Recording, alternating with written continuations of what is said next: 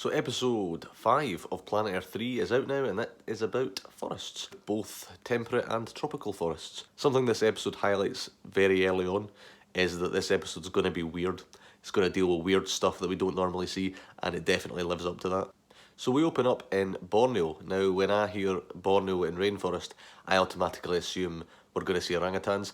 Not the case. Instead, we saw hornbills, which were surprisingly more interesting, to be honest. So we open with a male and a female pair, and we see them catching bats to reaffirm their bond, which I didn't know. Didn't know that they actually caught bats, to be honest. I've only ever seen them eating fruit. And then we see that the female basically entombs herself in a tree trunk for the nesting season, and the male has to go and bring her food to her. She's basically, completely cut off from anything. She's like literally got a hole, and that's it. The male's bringing her food, and she's quite fussy. A part of me was thinking, beggars can't be choosers here, like what are you playing at? I had no clue about any of that, so yeah, it was a really good way to start the episode. It was a very nice surprise. From there we get the tree hoppers, which are a type of, I think, bug that we find in the rainforest. We see quite a lot of them. There's different varieties, and we see that when they come under attack by predators like the assassin bug, they seek the aid of bees, accompanied by Flight of the Valkyries. Part of me was waiting for someone to napalm the rainforest, but that did not happen, as we are not in apocalypse now.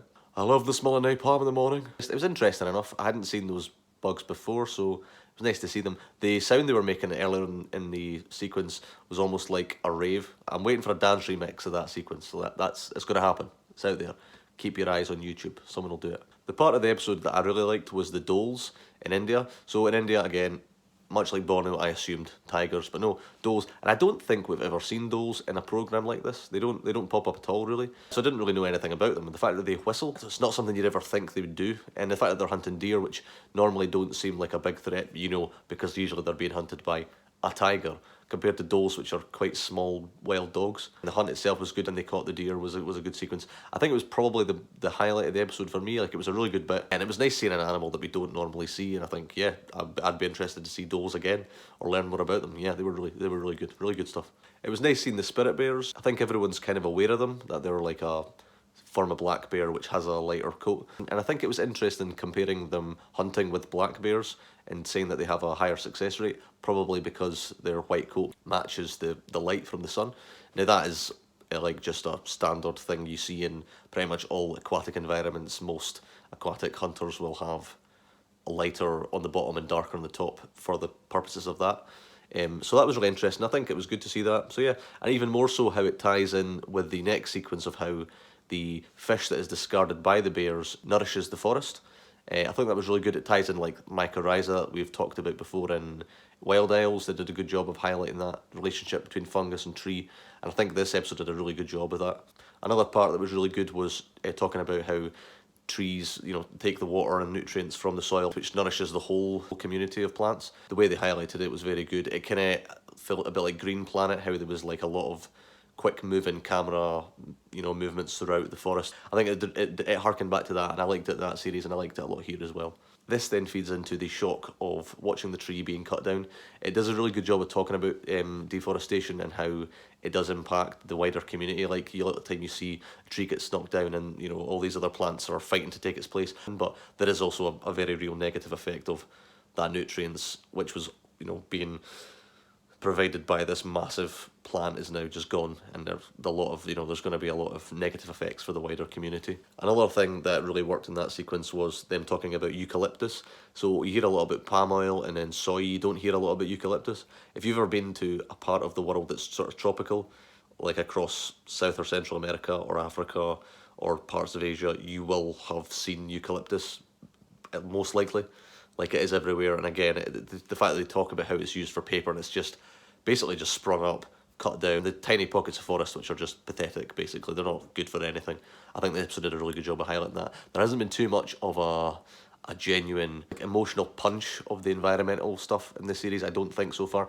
This was the first time I was really like hit by how devastating the impact that we have is. I think it was that something's been kind of missing from the few episodes before here. The final major part of the episode is the chimps in Uganda, where we see them. They're living in fragmented territory, so they have to cross busy roads to get into areas inhabited by humans, where they're raiding crops, and there's a sort of uneasy alliance between the chimps and the humans.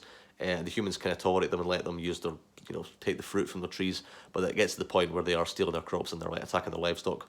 There was one kind of humorous bit where the chimp just spanks a pig, but aside from that sort of funny bit, it does highlight how it's not a great situation for anyone. And the chimps, I mean, those chimps, a lot of them probably get knocked down.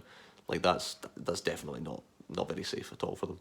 And then behind the scenes deals with the chimps and the people that live alongside them. And I think that was good. They did talk about how dangerous chimps are. I wouldn't want to be there. The chimps are just casually roaming around. I think chimp predation of children is now increased in Uganda, and that really wouldn't surprise me if you look at how fragmented their territories are. Like, it's bound to happen. The episode did a very good job of showing like that relationship. So yeah, this episode was good. They said it was going to be weird stuff in it, and they definitely lived up to that. I think the highlight for me was the dhole. I also liked the hornbills. I liked the chimp stuff. Everything I'm doing with the forest, talking about the deforestation, was great, to be honest. Yeah, this episode was very good. I wasn't going in thinking it was going to be amazing, like compared to last week, but while I don't think it was quite as good as last week's one, it was still very good. So yeah, I was very impressed with it. And as ever, if you like this, feel free to like, subscribe, comment, or don't. You have the option, so feel free. Yeah, I'll be here again next week talking about the extremes episode, which looks like it just deals with a mixture of cold, hot, fire, cave, anything basically, really. It just looks like a hodgepodge, but I'm sure it will be entertaining if nothing else. So yeah, see you then, and goodbye.